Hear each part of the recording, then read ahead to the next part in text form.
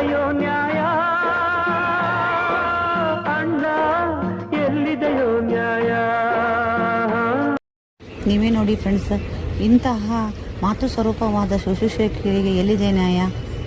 ಎಲ್ಲರಿಗೂ ಒಂದು office time ಅಂತ ಇದ್ದರೆ ಈ ಶುಶ್ರೂಷಕಿಯರಿಗೆ ಆಫೀಸ್ ಟೈಮ್ ಇರೋದೇ ಇಲ್ಲ. ಎಲ್ಲ ಅರೌಂಡ್ ದ ಕ್ಲಾಕ್ ಇರ್ತಾರೆ. ಇವರು ಬೆಳಗ್ಗೆ ಕರ್ತವ್ಯಕ್ಕೆ ಹೋದರು ಅಂತಂದರೆ ಅಲ್ಲಿ ಹೋಗ್ತಿದ್ದಂಗೆ ಆಸ್ಪತ್ರೆಗೆ ಅಲ್ಲಿ ಎಲ್ಲ ಇದ್ದ ವೈದ್ಯರು ಅಥವಾ doctor, sister stethoscope, sister thermometer, sister case paper ಎಲ್ಲಿದೆ, ಸಿಸ್ಟರ್ ಈ ಪೇಷಂಟ್ಗೆ ಇಂಜೆಕ್ಷನ್ ಕೊಡಿ, ಸಿಸ್ಟರ್ ಈ ಸಲೈನ ಚೇಂಜ್ ಮಾಡಿ, ಈ ಪೇಷಂಟ್ನ ಸಿಪ್ ಮಾಡಿ, ಹೀಗೆ ಒಂದಲ್ಲ ಎರಡಲ್ಲ ಸಿಸ್ಟರ್ ಅಂತ ಹೇಳಿ ಕರಿತಾ ಇರ್ತಾರೆ. ಹಾಗೆ ಇನ್ನು ಪೇಷಂಟ್ ಸೈಡ್ ಹೇಳೋದು ಅಂತಂದರೆ, ಪೇಷಂಟ್ ಅಂದರು, ಸಿಸ್ಟರ್ ನಮ್ಮ ಮಗು ಅಳ್ತಾ ಇದೆ, ಸಿಸ್ಟರ್ ನಮ್ಮ ಮಗು ವಾಂತಿ ಆಗಿದೆ, ಸಿಸ್ಟರ್ ನಮ್ಮ ಮಗುಗೆ ಲಸಿಕೆ ಹಾಕಿಸ್ಬೇಕಾಗಿತ್ತು, ಏನಮ್ಮ ಸಿಸ್ಟರ್ತಿ ನಮ್ಗೆ ಒಂದು ಸ್ವಲ್ಪ BP ನೋಡಬಾರ್ದಾ, ಈ ಸಿಸ್ಟರ್ ಸ್ವಲ್ಪ RBS ಮಾಡಿಸಿ, ಸಿಸ್ಟರ್ ನನಗೆ ಹೊಟ್ಟೆ ನೋವು ಬಂದಿದೆ, ಹೀಗೆ ಒಂದ ಎರಡ ಎಲ್ಲಗೂ ಆಕೆ ಕೇಳಿಕೊಂಡು ಸಮಾಜದಿಂದ ತನಗೆ ಎಷ್ಟೋ ಕಷ್ಟಗಳು, ಅವಳಿಗೆ ಎಷ್ಟೋ ಅನಾರೋಗ್ಯ ಇದ್ರೂ ಕೂಡ ಮುಗುಳ್ನಗುತ್ತಾ ಇದನ್ನೆಲ್ಲ ಮಾಡ್ತಾ ಸಂತೋಷದಿಂದ ಡ್ಯೂಟಿ ಮಾಡ್ತಾನೆ ಇರ್ತಾಳೆ. ಅವಳು ಕಷ್ಟ ಕಡೆಗೆ ಗಮನನೇ ಕೊಡೋಂಗಿಲ್ಲ. ಇದನ್ನು ಸಮಾಜ ಆಗಲಿ ಸರ್ಕಾರ ಆಗಲಿ ಇದನ್ನು ಪರಿಗಣಿಸಬೇಕು.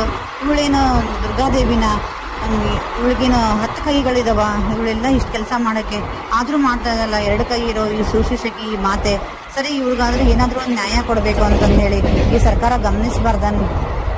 ನಮಗಾಗಿ ಇಷ್ಟೊಂದು ಕಷ್ಟಪಟ್ಟ ಇಂಥ ಮಹನೀಯರಿಗೆ ನ್ಯಾಯ ಸಿಗಬಾರ್ದ? ನ್ಯಾಯ ಒದಗಬಾರ್ದ? ನಮಗಾಗಿ ನಮ್ಮ ಕುಟುಂಬಕ್ಕಾಗಿ ಹೋರಾಡಿದ ಇಂಥವರನ್ನು ನಾವು ಮಾಡ್ತಾ ಇರೋದೇನು? ಬೀದಿಯಲ್ಲಿ ತಮ್ಮ ಮಕ್ಕಳನ್ನು ಕರ್ಕೊಂಡು ರಸ್ತೆಯಲ್ಲಿ ಕೂಡಿ ಅಂತ ಹೇಳೋದ?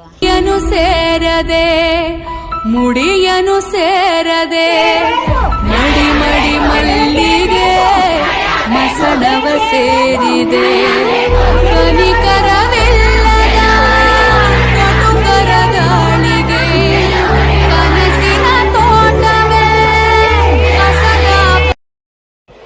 ನಿಮ್ಮೆಲ್ಲರ ಹತ್ರ ನಾನೊಂದು ರಿಕ್ವೆಸ್ಟ್ ಮಾಡ್ಕೊಳೋದೇನಪ್ಪ ಅಂತಂದರೆ, ಇಂಥವ್ರಿಗೆ ಒಂದು ನ್ಯಾಯ ಸಿಗಬೇಕು. ಇದರಲ್ಲಿ ಯಾವುದಾದ್ರೂ ನಿಮಗೆ ವಿಷಯ ಪಾಪ ಅನಿಸಿದ್ರೆ ಅಥವಾ ಅವ್ರ ಕಷ್ಟ ನೋಡಿ ಹೌದು ಅಂತ ಅನಿಸಿದ್ರೆ ಲೈಕ್ ಮಾಡಿ, ಕಮೆಂಟ್ ಮಾಡಿ, ಶೇರ್ ಮಾಡಿ, ಎಲ್ಲಿವರೆಗೂ ಮಾಡಿ ಅಂತಂದ್ರೆ ಇದು ಸರ್ಕಾರಕ್ಕೆ ಗೊತ್ತಾಗಬೇಕು, ಅಲ್ಲಿವರೆಗೂ ಮಾಡಿ ಅಂತಂದ್ರೆ ಇವ್ರಿಗೊಂದು ನ್ಯಾಯ ಕೊಟ್ಟಂಗೆ ಆಗುತ್ತೆ. ನಾವು ತಗೊಂಡದ್ದು ಇವ್ರ ಕಡೆ ಸಹಾಯನ ಇವ್ರಿಗೊಂದು ನಾವು ವಾಪಸ್ ಅವ್ರಿಗೊಂದು ಹೆಲ್ಪ್ ಮಾಡೋದು ಅಂತ ಒಂದು ಅವಕಾಶ ಸಿಗ್ತೈತೆ ಅಂತ ಅಂದ್ಕೊಳ್ಳೋಣ. ನಮ್ಮ ಕುಟುಂಬದ ಜೊತೆಗೆ ಹೋರಾಡಿದ ಅವರಿಗೆ ನಾವು ಅವ್ರ ಕುಟುಂಬ ಮತ್ತು ಅವರನ್ನು ಕಾಪಾಡೋಣ. ಏನಂತೀರಾ ಫ್ರೆಂಡ್ಸ್? ನಮಗಾದ್ರೆ ಮನೆ ಇದ್ದಾವೆ, ಬೆಡ್ ಇದ್ದಾವೆ, ಹಾಸಿಗೆ ಇದ್ದಾವೆ, ಎಲ್ಲ ಇದ್ದಾವೆ ಮಲಗೋಕ್ಕೆ. ಅವ್ರು ನೋಡ್ರಿ ಬೀದಿಯೊಳಗೆ ಆ ಥರ ಸ್ಟೇಜ್ಗಳಾಗ ಮಲಗಬೇಕಾಗೈತಿ. ಹಾಗೆ ನಮಗೆ ಶಿವರಾತ್ರಿ ಹಬ್ಬ ಐತಿ, ಅವ್ರಿಗೆ ಅಲ್ಲೇ ಶಿವರಾತ್ರಿ ಆಗೈತಿ. ಪಾಪ ಇಂಥ ಕಷ್ಟಗಳನ್ನು ನೋಡಿ ಕೂಡ ನಮ್ಮ ಕುಟುಂಬದವ್ರನ್ನ ಕಾಪಾಡಿದೆ, ನಮ್ಮನ್ನು